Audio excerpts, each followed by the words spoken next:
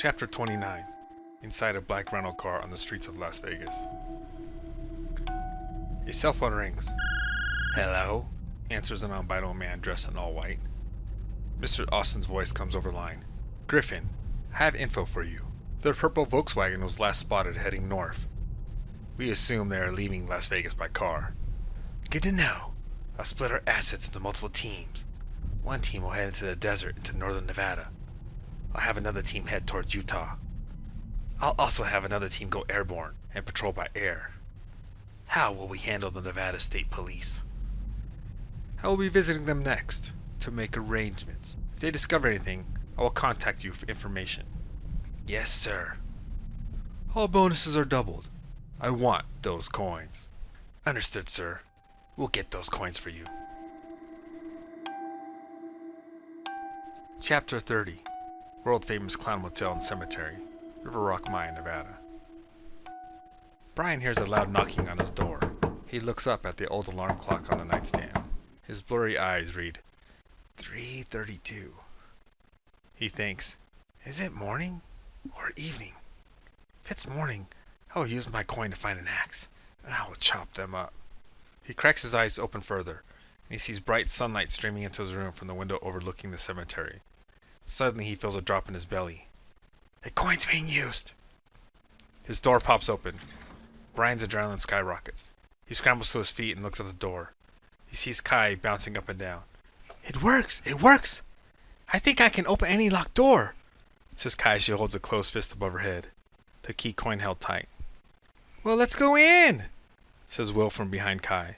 They both walk into the room, and Brian starts to smell fried chicken. "Is that food? Great, I'm starving." "It sure is, and I know why you're starving. You slept all night, and most of today. So I went and grabbed some food for us at the grocery store across the street. I also picked up some clean clothes, and I paid for another night for all of us. You're welcome, sleepyhead." "And how are you feeling?" "Clean as a whistle." "Gross," says Kai. Brian grabs some of the grocery store chicken, and he starts to shove it into his mouth.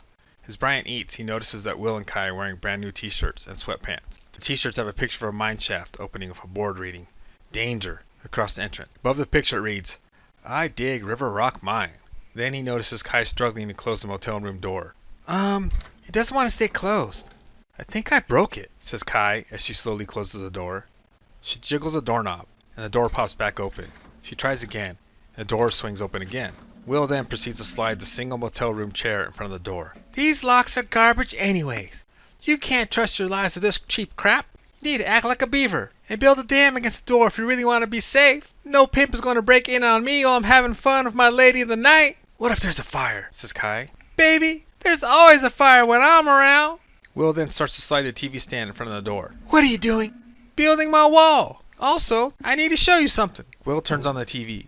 He changes it to a local channel. After a few commercials selling various appliances, a news report is shown. A serious-looking woman in red is pointing at a familiar casino.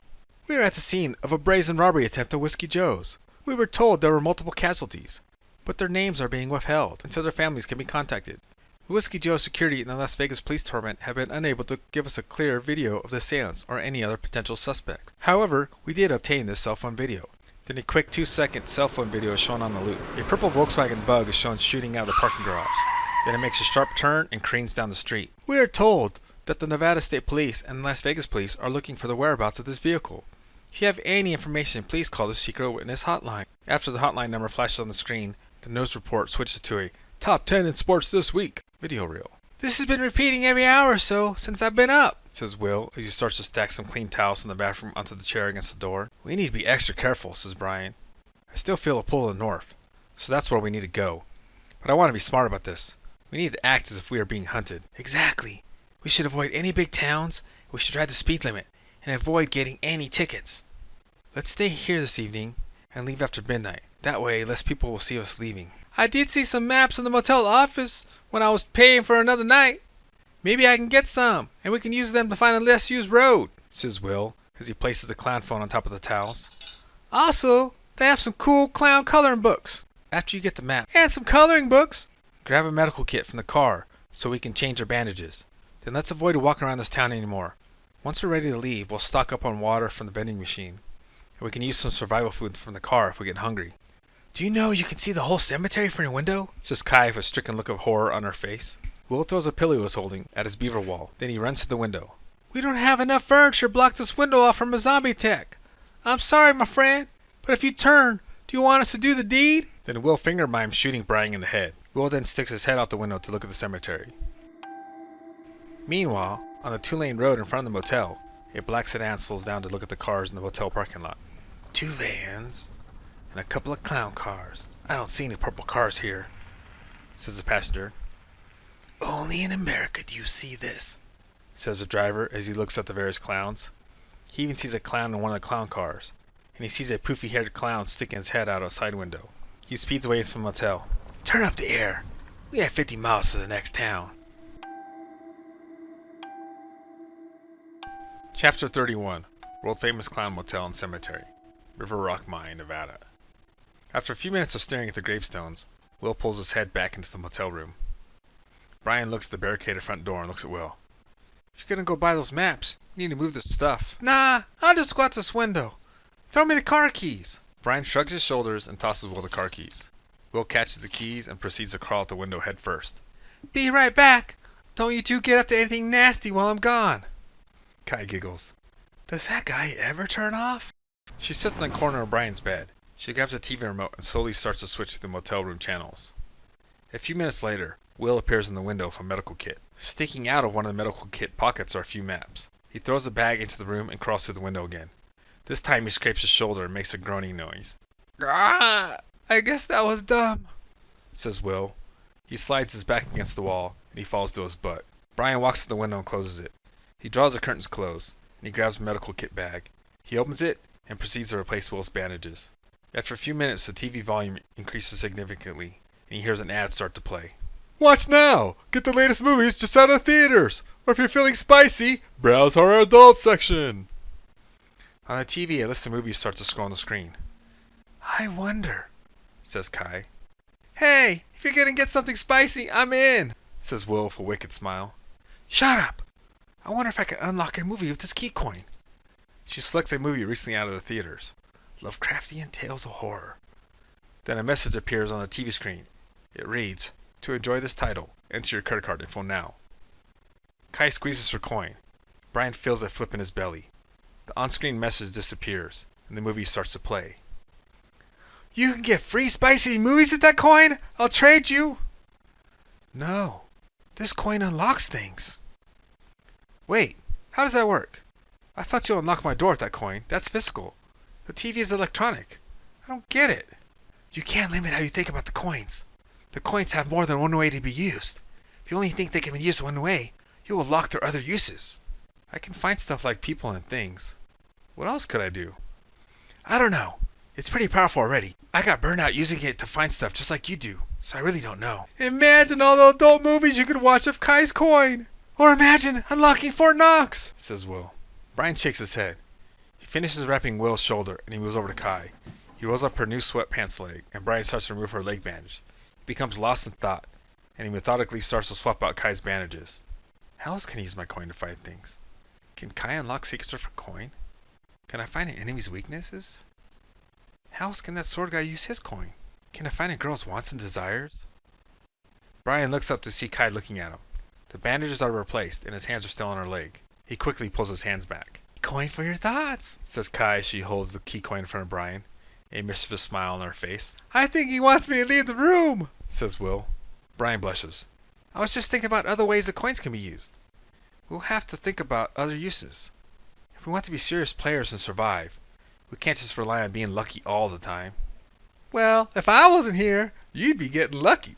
Shut up and watch the movie, says Kai. Well, you could have picked something spicy, responds Will. Chapter 32. Several hours north of Las Vegas. A cell phone rings. Hello? Says Griffin.